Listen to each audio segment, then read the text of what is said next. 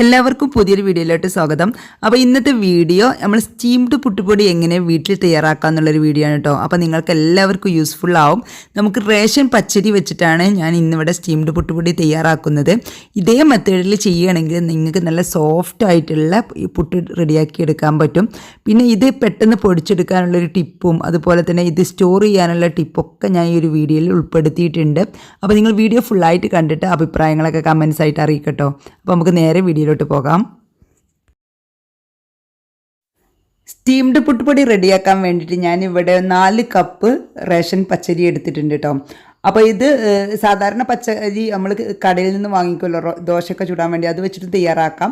അപ്പോൾ എല്ലാവരും വീട്ടിലും ഉണ്ടാവുമല്ലോ റേഷൻ പച്ചരി, അപ്പോൾ അത് വെച്ചിട്ടാണ് ഞാൻ ഇവിടെ റെഡിയാക്കുന്നത്. അപ്പോൾ ഇതിൽ വലിയ കച്ചറൊന്നും ഇല്ലാത്ത നല്ലൊരു പച്ചരിയാണ് കേട്ടോ റേഷൻ കടയിൽ നിന്ന് കിട്ടിയിട്ടുള്ളത്.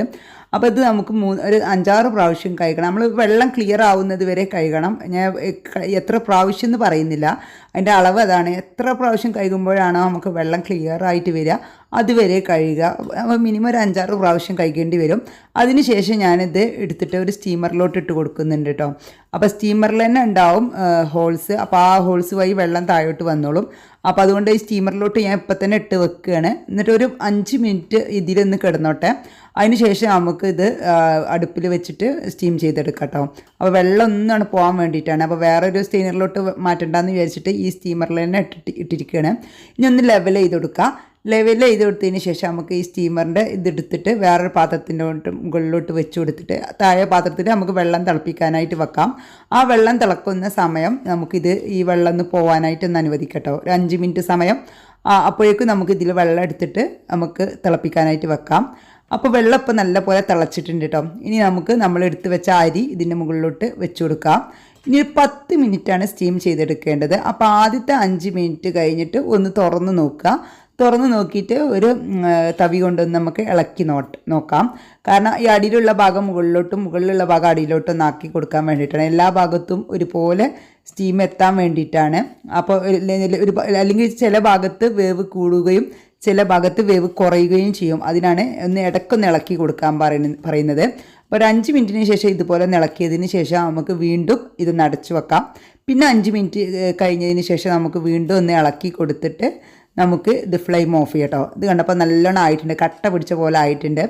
അപ്പോൾ ഇത് ഡ്രൈ ആയി വരും, അതാണ് ഇതിൻ്റെ ഒരു പാകം കേട്ടോ. അരി നമുക്ക് തൊട്ട് നോക്കുമ്പോൾ നല്ല ഡ്രൈ ആയിട്ടുണ്ടാവും, ആ വെള്ളത്തിൻ്റെ അംശങ്ങളൊക്കെ പോയിട്ടുണ്ടാവും. അപ്പോൾ അതാണ് പാകം. ആ ഒരു സമയത്ത് നല്ലപോലെ ഇളക്കിയതിന് ശേഷം ഫ്ലെയിം ഓഫാക്കിയിട്ട് നമുക്ക് ഈ അരി ഒന്ന് തണുക്കാനായിട്ട് മാറ്റി വെക്കാം.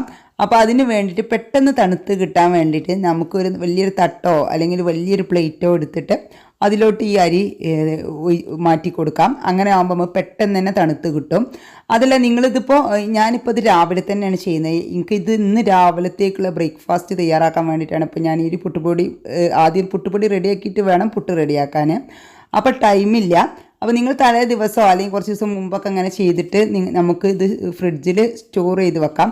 അല്ലെങ്കിൽ നമുക്ക് പൊടിച്ചിട്ട് നമുക്ക് വറുത്തിട്ട് ഒരു കണ്ടെയ്നറിലാക്കിയിട്ട് അങ്ങനെയും സ്റ്റോർ ചെയ്യാം. അപ്പോൾ ഞാനിപ്പോൾ കാണിക്കുന്നത് വെച്ചാൽ ഫ്രീസറിൽ സ്റ്റോർ ചെയ്യുന്ന കേട്ടോ.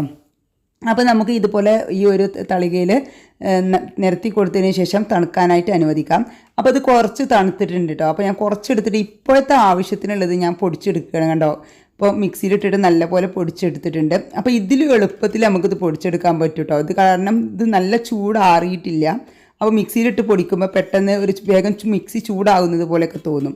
അപ്പോൾ അതിന് വേണ്ടി നമുക്ക് ഇപ്പോഴത്തെ ആവശ്യത്തിന് മാത്രം ഇങ്ങനെ പൊടിച്ചെടുത്തതിന് ശേഷം ബാക്കിയുള്ളത് ഞാൻ എന്താ ചെയ്യുന്നത് വെച്ചാൽ കണ്ടെയ്നറിലാക്കിയിട്ട് ഫ്രീസറിൽ വെക്കുകയാണ് കേട്ടോ.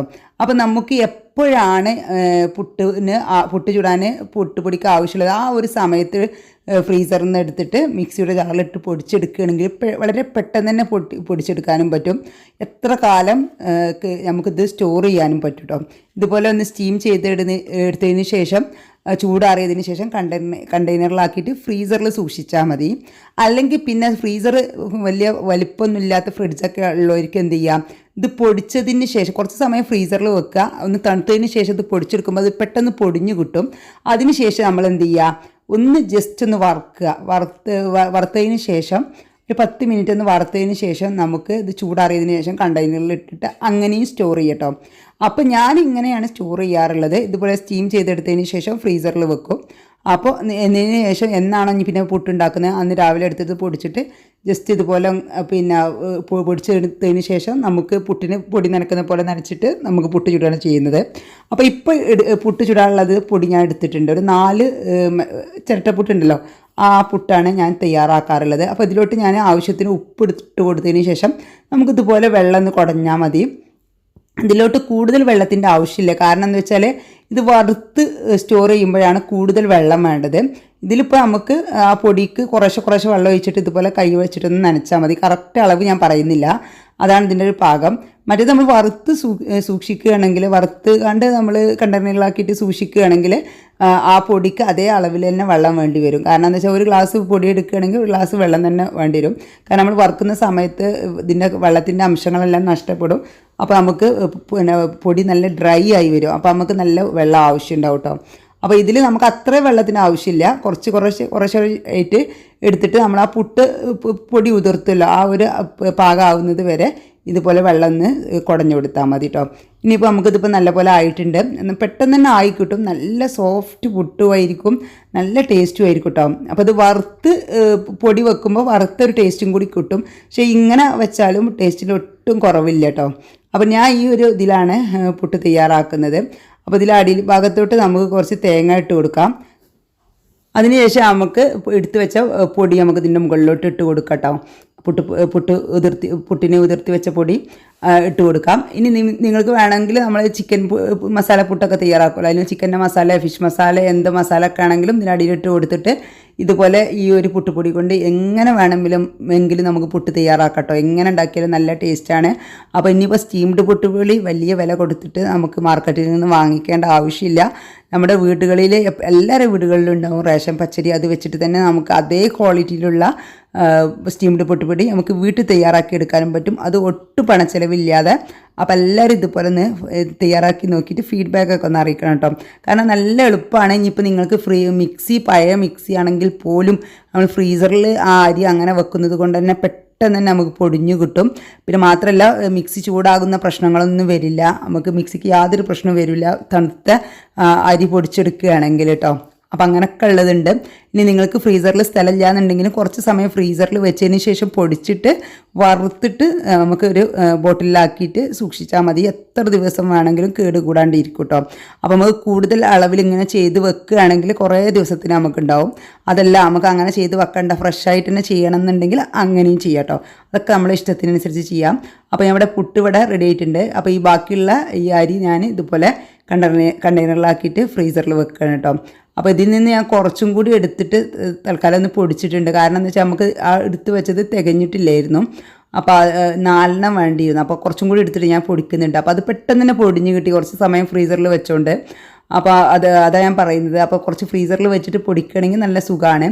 ഇനിയിപ്പോൾ നമ്മൾ ബ്രേക്ക്ഫാസ്റ്റിന് പുട്ടുണ്ടാക്കുന്ന ദിവസം തലേ ദിവസം നമുക്കിതുപോലെ സ്റ്റീം ചെയ്തിട്ട് അരി സ്റ്റീം ചെയ്തിട്ട് ഫ്രീസറിൽ സൂക്ഷിക്കുക. രാവിലെ എടുത്തിട്ട് പൊടിച്ചാൽ മതി.